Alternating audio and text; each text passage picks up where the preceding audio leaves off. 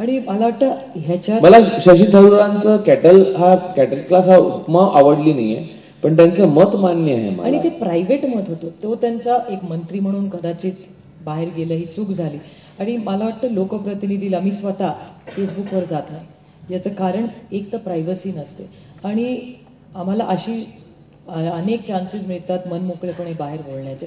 आणि शेवटी लोकप्रतिनिधी जेव्हा असतो तेव्हा आपल्याला जबाबदारीनेच बोलावं लागतं. मला खूप इच्छा असते की एखादा सहकारी चुकला तर त्याला काहीतरी बोलायची, पण शक्य नसतं, कारण का शेवटी आपण लोकांबरोबर काम करत असतो, आपण कुठल्या मशीन बरोबर काम करत नसतो. त्याच्यामुळे एंड रिझल्ट हा काही गॅरंटी नसतो.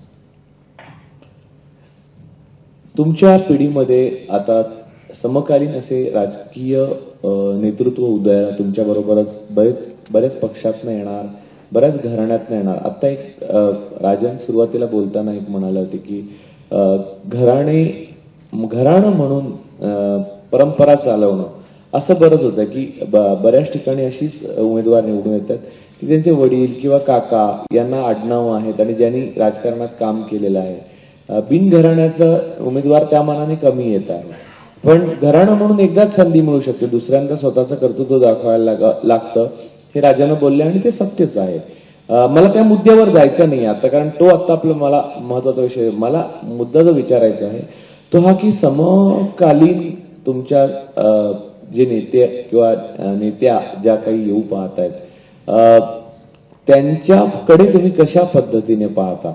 म्हणजे अनेक जण आहेत, मी नावं घेत नाही पण तरी त्यांच्याकडे तुम्ही पाहताना कसं पाहता. जसं की गाळत गेले आणि शेवटी पवार साहेबांच्या बाबतीत बोलायचं झालं तर वजा होत शेवटी शरद पवार आणि बाळासाहेब ठाकरे असे दोन नेतेच शेवटी गाळणी लागत टिकले, उरले आणि त्यांनी महाराष्ट्रावर जे काही लोकांना आपल्या मागे ठेवलं ते ठेवलं इतके वर्ष सातत्याने. तसं पुढच्या काळामध्ये अनेक नेते उदयाला येतील, अनेक प्रकारचं नेतृत्व उदयाला येईल, वेगवेगळ्या पक्षात नाही, तुमच्या बरोबर ते सत्ता स्पर्धा करेल आणि नॅचरल आहे, ते नैसर्गिक आहे. तुम्ही या सगळ्या सत्ता स्पर्धेच्या राजकारणाकडे कसं पाहता, कारण त्याविना तुम्ही सेवा करू शकत नाही हे माध्यम जर निवडलं तर, कारण power politics is also a part of the package.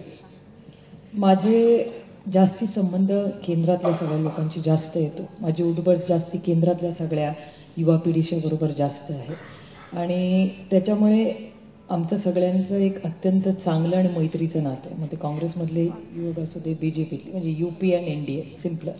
आणि माझे त्यांच्याशी सगळे, आणि आम्ही अनेक जण वेगवेगळ्या राज्यातून येतो, त्याच्यामुळे direct survival of the fittest competition येत नाही. पण महाराष्ट्राबद्दल बोलायचं झालं तर मिलिंद आहे, प्रिया आहे, समीर आहे, संजीव नाईक आहे, संजय पाटील, आम्ही सगळे एकत्र खासदार झालेलो, एका वयाचे आहोत सगळे. आणि मला वाटत नाही आम्ही एकामेकाला एक थ्रेट म्हणून बघतो.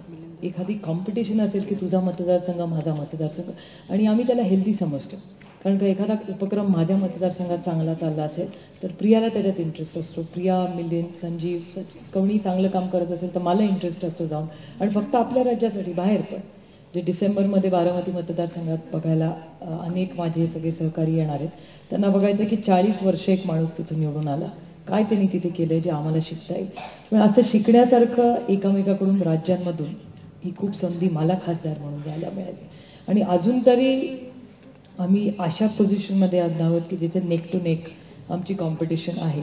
कदाचित ती पुढे नॅरो होईल तेव्हा, पण आत्ता तरी एका चांगल्या वातावरणात आम्ही काम करतो.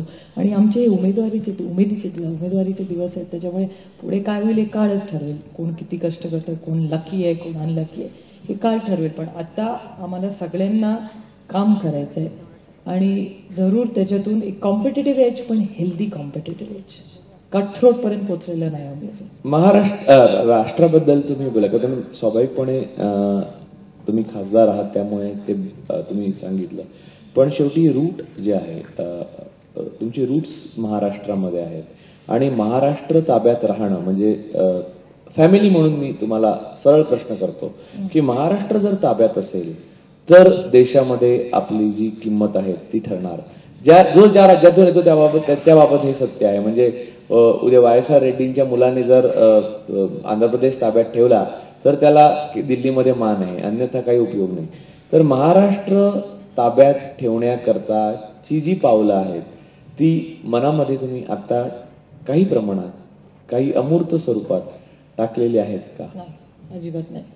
कारण मला वाटतं एक तर ज्या पक्षात मी काम करते तिथे खूप चांगले नेते आहेत जे सक्षम आहेत ही जबाबदारी करायला, आणि ती जबाबदारी माझ्यावर तर नक्कीच नाही आहे, ना माझ्यावर त्यांच्या माझ्याकडून काही अपेक्षा आहेत अशा. कारण का ते स्वतःच्या पायावर महाराष्ट्रात काम करण्यासाठी सक्षम आहे. मी त्या गोष्टीसाठी अत्यंत लहान आहे. आता एक मोठी जबाबदारी पक्षाने मला माझ्या मतदारसंघाची दिली आहे. माझे सगळ्यात मोठे रूट्स तिथे आहेत. कारण का जर बारामती मतदारसंघात मी निवडून येऊ शकले तरच मला दिल्लीला जायची संधी आहे. त्याच्यामुळे आत्ता मी फक्त माझ्या मतदारसंघाबद्दल विचार करते.